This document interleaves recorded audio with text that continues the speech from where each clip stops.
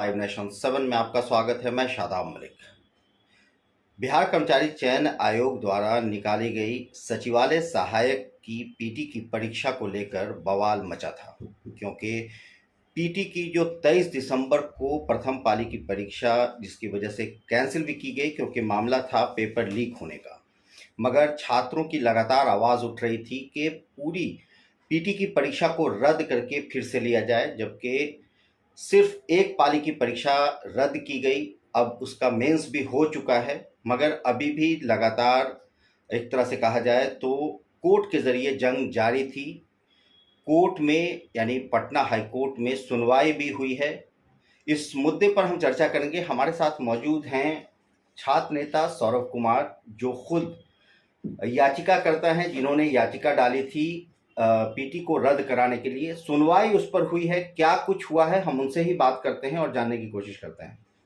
Saurabh ji, live nation 7 में आपका स्वागत है। धन्यवाद। सबसे पहले क्या सुनवाई हुई और क्या लगता है, आपके वकील का क्या कहना है? 2 दिन इसका सुनवाई हुई, यानी कहने का सुनवाई पूरी हो चुकी है। और अब जो है, जब हमारे सर दीनू सर और रितिका मैम से हम लोग बातचीत की, वो एडवोकेट हुए। हाँ, जो हमारे एडवोकेट हुए, इसमें 3 मामले चल रहे थे कि एक पीआईएल का मामला था, प्रिया कुमारी का, 2 अश्विनी कुमार और एक मेरा मामला। रीट के 2 मामले, सब मामले मर्ज किए। लगभग 8 से 10 सुनवाई पीआईएल की और 8 से 10 सुनवाई, लगभग 10 सुनवाई रीट के हुए। दोनों मामले को मर्ज किया गया चीफ जस्टिस के विनोद चंद्रन साहब की बेंच में, डिविजनल बेंच में, जी पार्षद यानी डबल डिविजनल बेंच में मामला चल रहा था। जब हम लोग अपने लॉयर से बात की, उन्होंने कहा है कि निश्चित रूप से आपको एक बताते चले कि 100% एक उम्मीद है कि जो पक्ष है, जो फैसला है, छात्रों के हक में आएगा। यानी 23 की दूसरी पाली और 24 के प्रथम पाली को रद्द कराने को लेकर जो हम लोग याचिका दायर किए थे, उसमें हम लोग के पक्ष में फैसला आएगा, ऐसा हमारे लॉयर का कहना है निश्चित रूप से। तो क्या लगता है कि यह अगर फैसला आएगा तो जो मेंस की परीक्षा हो गई है वो सारा कुछ तब तो प्रक्रिया पूरी की पूरी फिर से होगी?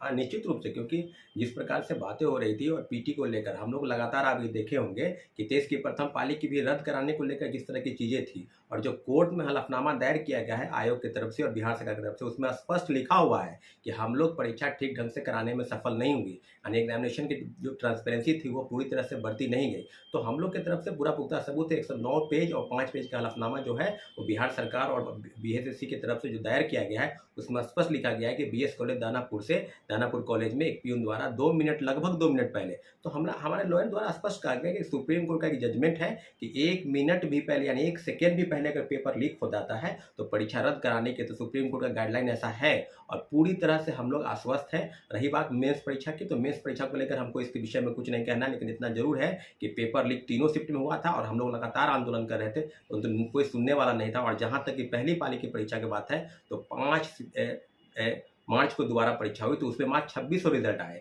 और जब दोनों शिफ्ट की परीक्षा, 23 के दूसरी और 24 के प्रथम पाली की परीक्षा में लगभग 9,000 से ज़्यादा रिजल्ट आए, तो इससे स्पष्ट हो गया ना कि जब जिस पेपर में लीक हुआ उसमें ज़्यादातर रिजल्ट आए। तो हम लोग का पूरा मानना है और निश्चित रूप से पूरी सुनवाई हो चुकी है। जजमेंट जो है वो मुझे लगता है कि मंडे या ट्यूसडे तक पूरी संभावना है कि आएगी और पूरा उम्मीद है माननीय उच्च न्यायालय के फैसले पर कि 9 लाख अभ्यर्थियों के हक में ही फैसला आएगा और पूरी परीक्षा जो है रद्द की जाएगी। और बहुत बड़ी भ्रष्टाचार के खिलाफ जो लड़ाई चल रही है, क्योंकि पेपर लीक का मामला बिहार में लगातार चल रहा है, उस पर कहीं ना कहीं कवायद लगाने की, जोर लगाने की, उससे रुकावट होने की एक उम्मीद है निश्चित रूप से। बहुत बहुत धन्यवाद।